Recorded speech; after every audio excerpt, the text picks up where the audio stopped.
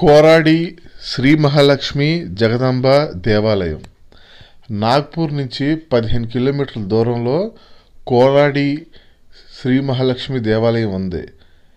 Nagpur bus stand నుంచి కానీ railway station నుంచి కానీ ఆటోలు ఉంటాయి, సొంత బండిలో కూడా రావచ్చు, సిటీ బస్సులు కూడా ఉన్నాయి. ఇందాక చూసారు కదా ఆర్చ్ దగ్గర దింపేస్తారు. ఆర్చ్ నుంచి లోపలికి ఇలా వస్తే ఇవే అనమాట కోరాడి మహాలక్ష్మి టెంపుల్ వెళ్ళడానికి. ఇవి చూస్తున్నారా, అది power plant, Koradi power plant, చాలా పెద్ద పవర్ ప్లాంట్ ఈ రాష్ట్రంలోనే, మహారాష్ట్రంలో అనమాట.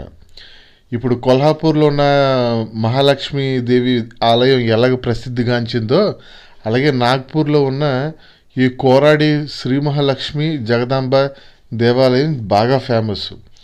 ఇప్పుడు మనం ఆర్చ్ దగ్గర నుంచి లోపలికి వచ్చామన్నమాట. కొంచెం లోపలికి వచ్చాక అది ఎంట్రన్స్ కదా, ఆ ఆర్చ్ నుంచి లోపలికి వచ్చాక ఇదే కోరాడి మహాలక్ష్మి దేవాలయం దేవస్థానం. చాలా డబ్బు ఖర్చు పెట్టి ఇక్కడ ప్రభుత్వం అలాగే ఇక్కడ లోకల్స్ అంతా కూడా బోల్డ్ అంత డబ్బు వెచ్చించి ఈ దేవస్థానం నిర్మించారు. చాలా పెద్దది. ఇది చూస్తున్నారా, కార్ పార్కింగ్ 20 రూపాయలు, బైక్ పార్కింగ్, చక్కటి స్పేస్ అది ఉంది. దేవి దర్శనానికి వెళ్ళడానికి ముందుగానే ఒక కారిడార్ లాగా ఇవన్నీ చేసి షాపులకి ఇచ్చారనమాట.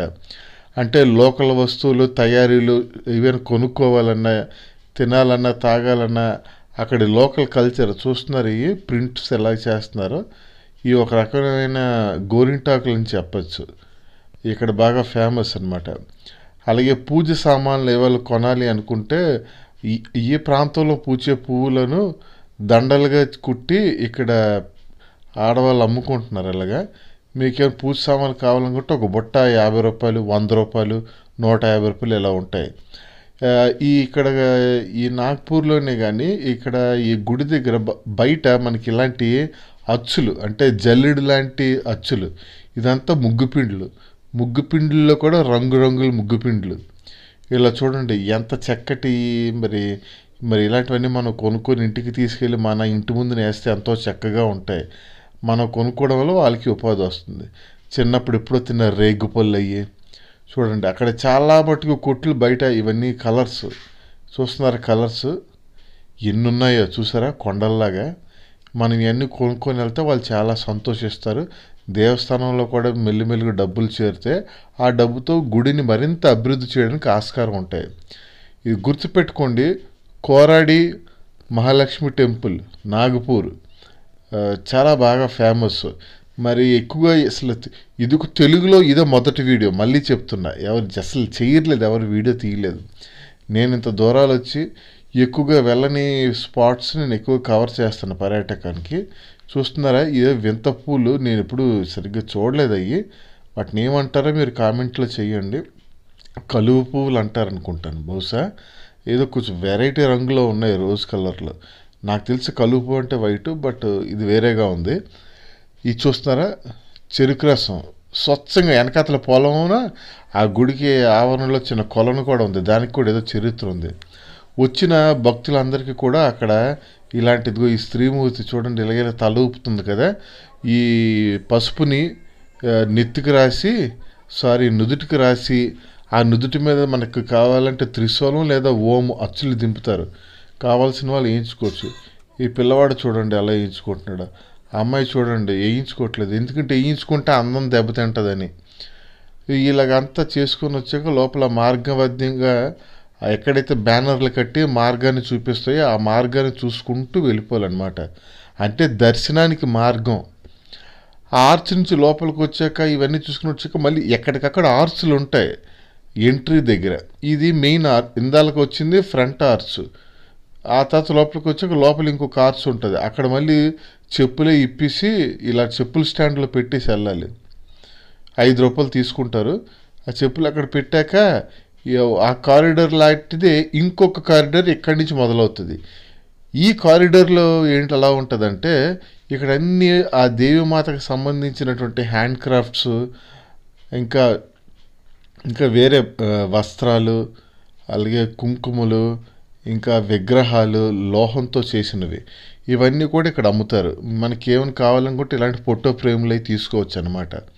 ఈ దేవి చూసారా లైటింగ్ తోటి ఎలా వెలుగుతున్నాయో అమ్మది ఫోటో ఇదే అనమాట.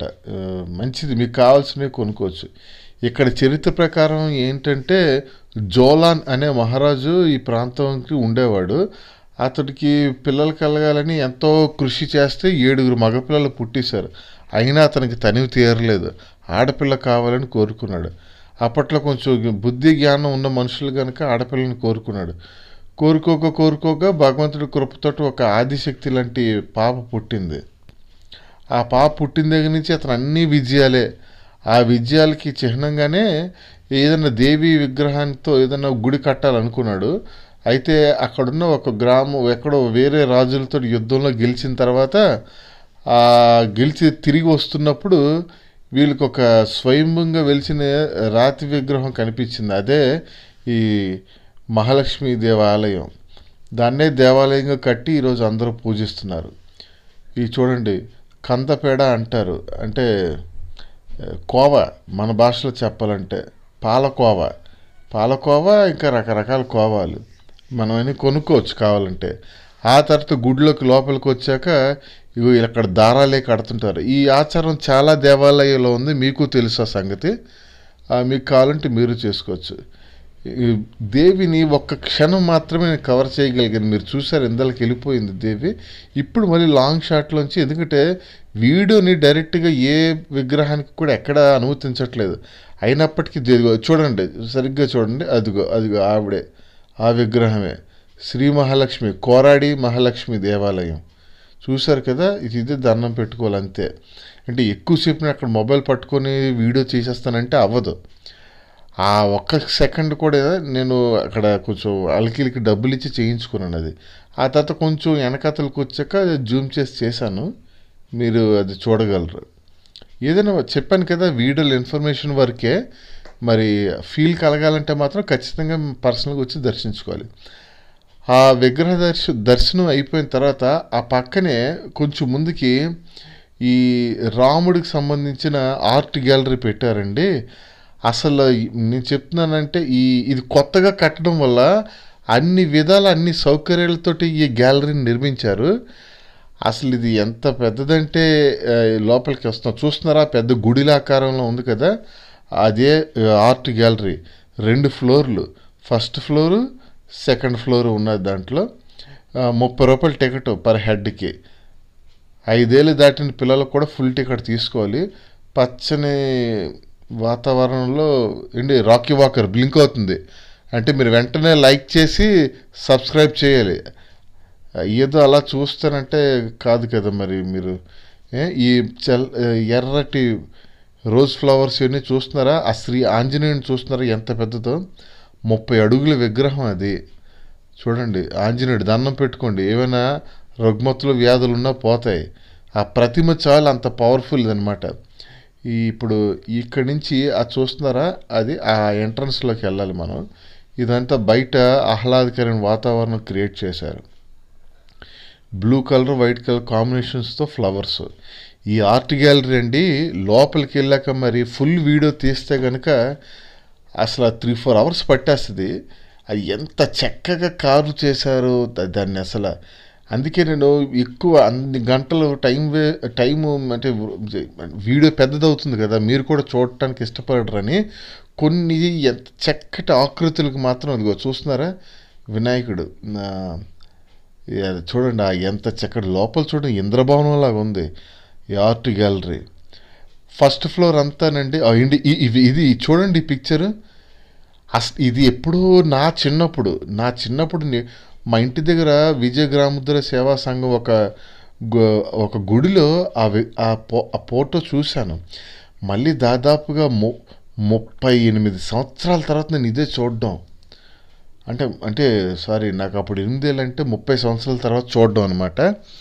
సో ఎంత బాగుందంటే అసలు ఏదో నిజంగానే ఏదో రాజసౌధాల్లోకి వచ్చేసిన ఫీలింగ్ వచ్చింది.